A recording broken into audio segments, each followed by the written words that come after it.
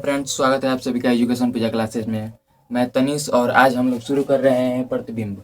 यह क्लास 10वीं के लिए है, बिहार बोर्ड के लिए। इस क्लास में हम प्रतिबिंब को जानेंगे और प्रतिबिंब कितने प्रकार के होते हैं इनके बारे में जानेंगे।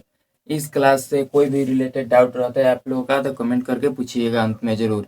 ठीक है, तो आइए शुरू करते हैं। हमने पहले ही लिख दिया है ताकि समय बचा रहे। तो अब लिखावट से दूर हटिए और देखिए कि प्रतिबिंब क्या है, पहले समझिए तब जाकर उसे देखिएगा। तो आइए देखते हैं कि प्रतिबिंब क्या है। प्रतिबिंब कैसे होता है? जब आप एक दर्पण के सामने जाते होंगे, घर में आपके आईना लगा होगा, यदि उसके सामने आप जाते होंगे, आप मान लीजिए ऐसे खड़े हैं दर्पण के सामने, तो दर्पण के पीछे कहीं आपका प्रतिबिंब कुछ ऐसा बनता है। जो छवि पीछे प्राप्त होती है, दर्पण में दिखती है आपको, उसी को प्रतिबिंब कहते हैं। यदि आपने पीछे क्लास के वीडियो को हमारे नहीं देखा है तो आपको यह थोड़ा समस्या हो सकती है कि रिफ्लेक्शन वगैरह में कि कैसे कैसे प्रतिबिंब बनेगा। तो आप यदि नहीं देखे होंगे तो पीछे क्लास का वीडियो देख लीजिएगा, डिस्क्रिप्शन में उसका लिंक मिल जाएगा। तो आइए देखते हैं कि आपका प्रतिबिंब ये बनता कैसे है, प्रतिबिंब कहलाता क्या है। तो देखिए, जब आपके ऊपर कोई प्रकाश पड़ता है, प्रकाश पड़ने के बाद वो सीधे दर्पण से टकराता है। दर्पण से टकरा कर पुनः वह इधर कहीं लौट आता है। ठीक, मान लीजिए प्रकाश की किरण गई, वस्तु जो आप हैं, मान लीजिए कि अपने आप को वस्तु मानिए, आपका शरीर से प्रकाश की किरणें टकराई, टकराने के बाद वो दर्पण पर गई, दर्पण से टकरा कर वो इधर आ गई। तो ये जो प्रकाश की किरणें है वो तो अब इधर आ गई, कभी मिलेंगी नहीं ये दोनों, लेकिन पीछे कहीं यहाँ पर आपका प्रतिबिंब बनता हुआ दिखाई दे रहा है आपको आईने में। ठीक, तो प्रतिबिंब होता क्या है, जैसे कि आइए एक दूसरे उदाहरण से समझते हैं। जैसे हमने पिछले क्लास में पढ़ा था ये इसके बारे में, रिफ्लेक्शन ऑफ लाइट में हम लोग पढ़ रहे थे कि यहाँ से प्रकाश की किरणें आ रही है और कहीं इधर की तरफ लौट जा रही है। तो मान लीजिए यहाँ पर कोई पेन है, मान लीजिए यहाँ पर कोई बॉल है। ठीक, यहाँ से प्रकाश की किरणें आ रही है और टकराने के बाद इधर की तरफ जा रही है। तो यहाँ से जब हम लोग देखते हैं प्रकाश को, यहाँ से हम लोग जब देखते हैं कि बॉल किधर है, तो बॉल कहीं हमें इधर दिखाई देती है। कहाँ दिखाई देगी? दर्पण के नीचे। ठीक, तो जो बॉल है वो कहीं इधर दिखाई दे रही है।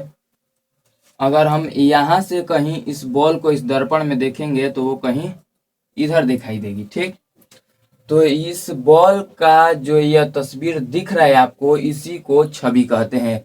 तो परिभाषा पर देखिएगा आप लोग, तो किसी वस्तु से आती हुई प्रकाश की किरणें दर्पण से टकराकर जिस बिंदु पर मिलती है या मिलती हुई प्रतीत होती है, तो उस बिंदु को ही उस वस्तु का प्रतिबिंब कहते हैं।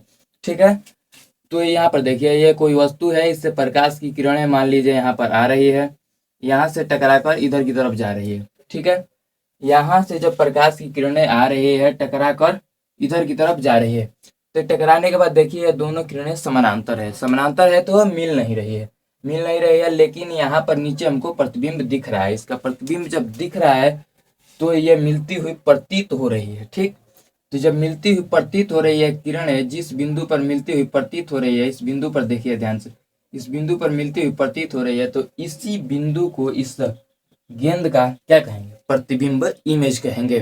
तो ये परिभाषा पे भी गौर कर लेते हैं। यही सेम बात है कि किसी वस्तु से निकली हुई प्रकाश की किरणें दर्पण से टकराकर जिस बिंदु पर मिलती है या मिलती हुई प्रतीत होती है, तो उस बिंदु को क्या कहते हैं? प्रतिबिंब कहते हैं, छवि, इमेज कहते हैं। ऐसे ही आप लोग देखिए, ध्यान दीजिएगा उस वाले एग्जाम्पल पर। जैसे कि कोई व्यक्ति खड़ा है, मान लीजिए एक दर्पण के सामने, उसका प्रतिबिंब कहीं इधर बन रहा है।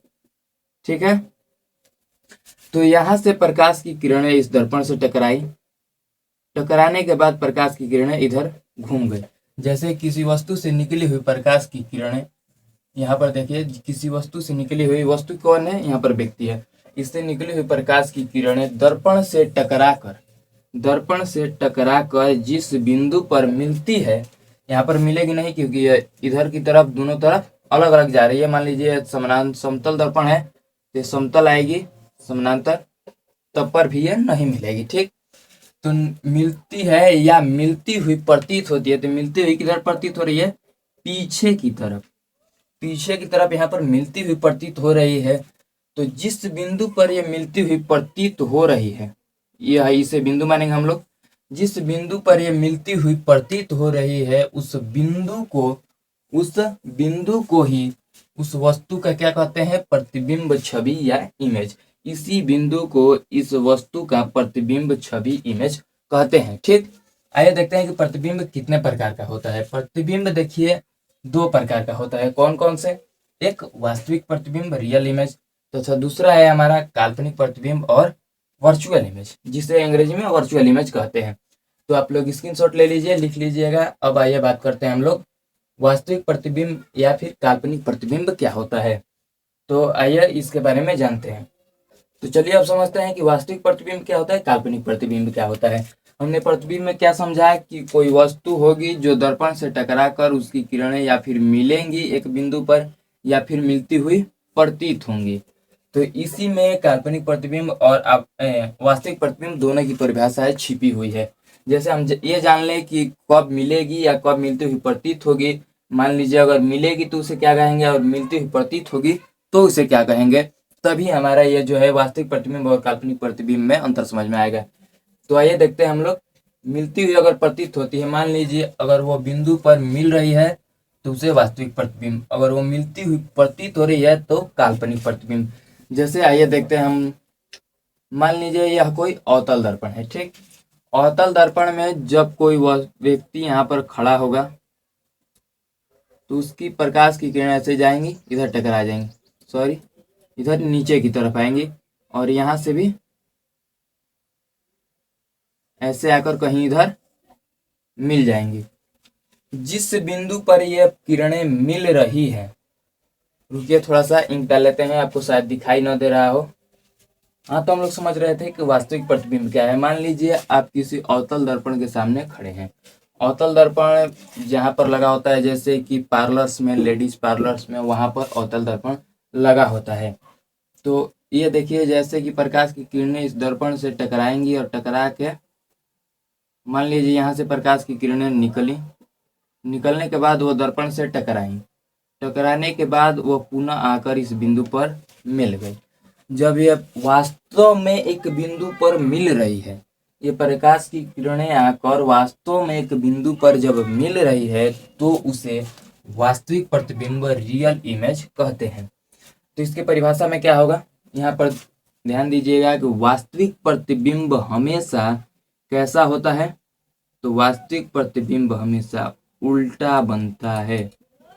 ठीक, वास्तविक प्रतिबिंब कैसा बनता है, हमेशा उल्टा बनता है।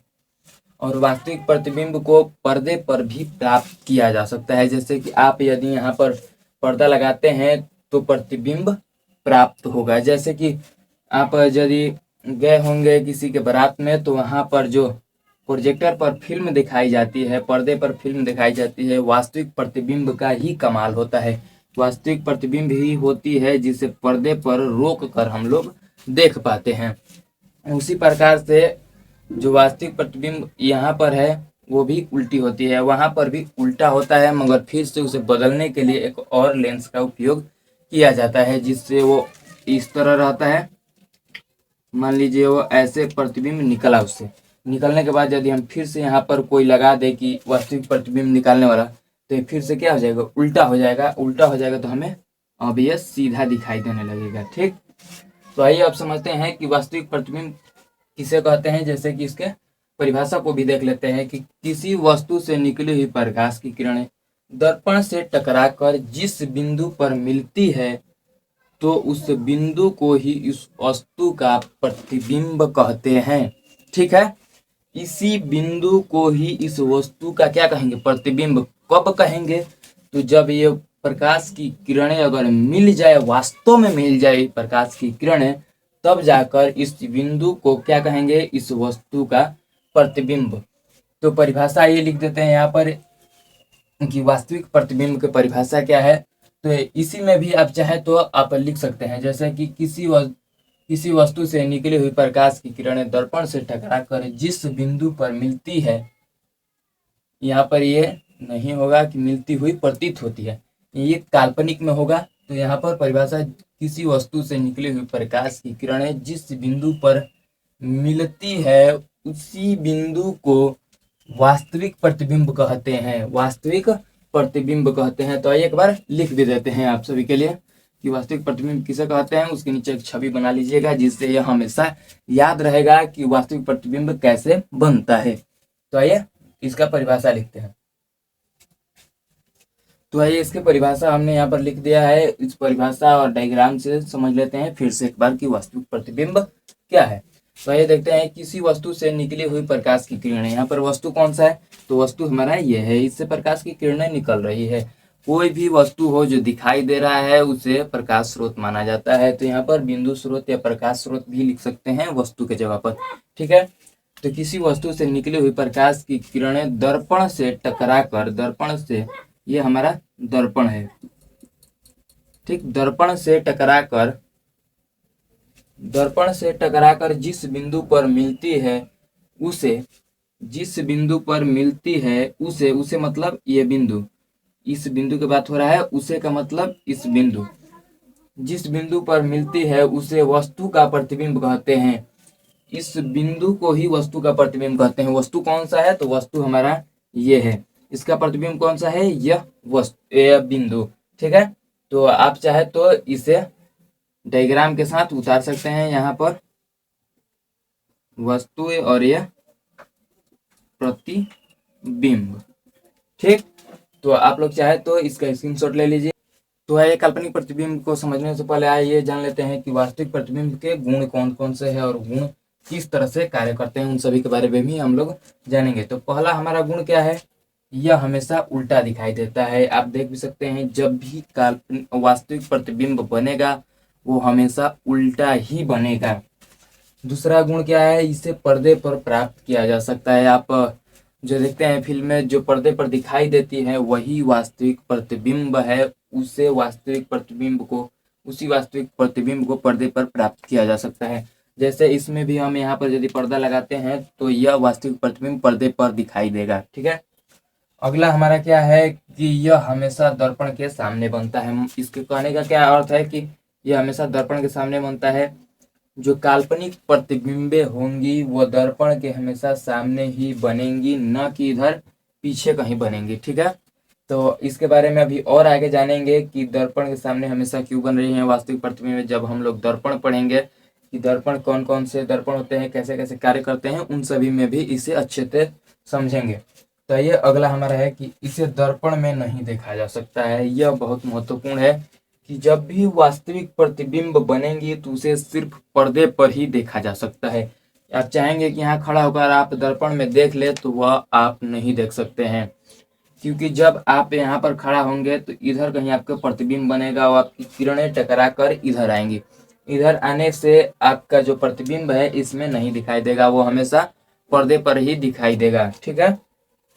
अगला देख लेते हैं कि यह वस्तु से छोटा, बड़ा या बराबर हो सकता है। यह मतलब वास्तविक प्रतिबिंब, वास्तविक प्रतिबिंब जो है वस्तु से छोटा, बड़ा या बराबर भी हो सकता है, ठीक है। तो ये है हमारे वास्तविक प्रतिबिंब के कुछ गुण।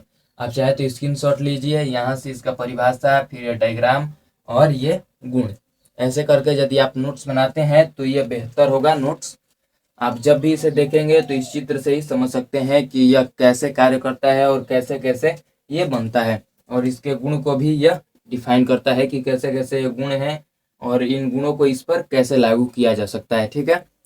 तो स्क्रीनशॉट ले लिए होंगे आप। चलिए अब समझते हैं कि काल्पनिक प्रतिबिंब क्या है, ठीक है। तो चलिए अब काल्पनिक प्रतिबिंब को देख लेते हैं कि काल्पनिक प्रतिबिंब क्या है या कैसे बनता है। जब हमने पीछे वास्तविक प्रतिबिंब को देखा तो उसी में थोड़ा सा बदलाव करने पर भी हमें काल्पनिक प्रतिबिंब की परिभाषा और गुणों का पता चलता है। तो आइए देखते हैं काल्पनिक प्रतिबिंब कैसा होता है। काल्पनिक प्रतिबिंब वो होता है जिसमें जो रेखाएं संख किरणें हो, प्रकाश की किरणें हो, दर्पण से टकराने के बाद वास्तव में मिले न बल्कि मिलती हुई प्रतीत हो तो उसे काल्पनिक प्रतिबिंब माना जाता है। तो आइए, किसी वस्तु से निकली हुई प्रकाश की किरणें, किसी वस्तु मतलब इस व्यक्ति से या फिर यहाँ पर कोई भी वस्तु रखी है उससे निकली हुई प्रकाश की किरणें जब दर्पण से टकराती है, जब दर्पण से टकरा कर, जैसे कि यहाँ पर देखिए समतल दर्पण है, तो इस समतल दर्पण से जब टकराएगी तो समतल दर्पण का गुण यह है कि वह उसी के अनुसार लौट जाएगी। अगर ये समानांतर रेखाएं जा रही है तो समानांतर ही आएंगी, तो मतलब यह इसी पथ पर वापस लौट आएगा। ठीक, तो लौट तो आएगा मगर पीछे यहाँ पर कहाँ कहीं, यहाँ कहीं प्रतिबिंब बनता हुआ दिखाई देता है। तो परिभाषा में देखिए, किसी वस्तु से निकली हुई प्रकाश की किरणें दर्पण से टकराकर जिस बिंदु पर मिलती हुई प्रतीत होती है, उसे मतलब उस बिंदु को वस्तु का काल्पनिक प्रतिबिंब कहते हैं। यहाँ पर मिलती हुई प्रतीत हो रही है किरणें, दोनों किरणें यहाँ पर मिलती हुई प्रतीत हो रही हैं, तभी यहाँ पर इसमें प्रतिबिंब आपको दिखाई दे रहा है। ठीक है, तो यह जो बिंदु है इसे ही इस वस्तु का प्रतिबिंब कहते हैं। कौन सा प्रतिबिंब? तो काल्पनिक प्रतिबिंब। ठीक है, तो आइए इसके गुणों को देख लेते हैं। जैसे हमने वास्तविक प्रतिबिंब को देखा तो वो वास्तव में मिल रही थी, लेकिन इस काल्पनिक प्रतिबिंब में क्या है, ये वास्तव में मिलेगी नहीं बल्कि मिलती हुई प्रतीत होगी। तो आइए इसके गुणों को देख लेते हैं। जैसे कि पहला हमारा उसमें वास्तविक में गुण था कि यह हमेशा उल्टा होता है, लेकिन इस काल्पनिक प्रतिबिंब में क्या है, यह हमेशा सीधा होता है। मतलब कि जब भी प्रतिबिंब बनेगा सीधा ही बनेगा। ठीक है, इसे पर्दे पर प्राप्त नहीं किया जा सकता है। इसके आगे आप पर्दा लगाएंगे उस पर कोई प्रतिबिंब नहीं दिखेगा आपको। ठीक, तीसरा यहाँ पर क्या है, यह हमेशा दर्पण के पीछे बनता है। दर्पण के पीछे कहने का मतलब यह नहीं है कि यहाँ पर दर्पण लगाए आप आगे खड़ा हुए या फिर कोई वस्तु रखे, आप जाकर पीछे की तरफ से अगर उसे देखेंगे तो वो नहीं दिखेगा। दर्पण के पीछे कहने का मतलब यह है कि दर्पण के अंदर आपको कहीं पीछे की तरफ दिखाई देगा। ठीक है, तो दर्पण के पीछे मतलब यह नहीं कि दर्पण के जो है, दर्पण यहाँ पर लगा है, आप यहाँ से गए इसके पीछे देखने लगे तो नहीं दिखाई देगा। ठीक, मतलब कि इसी के अंदर, दर्पण के अंदर कहीं भीतर बनता है। ठीक है, तो आइए अब अगला देख लेते हैं। तो इसे दर्पण में देखा जा सकता है, मतलब कि जो छवि बनेगी उसे दर्पण में आप देख सकते हैं, जो प्रतिबिंब बनेगा उसे आप दर्पण में देख सकते हैं। इसके लास्ट वाले गुण को देख लेते हैं कि यह वस्तु से बड़ा, छोटा या बराबर हो सकता है।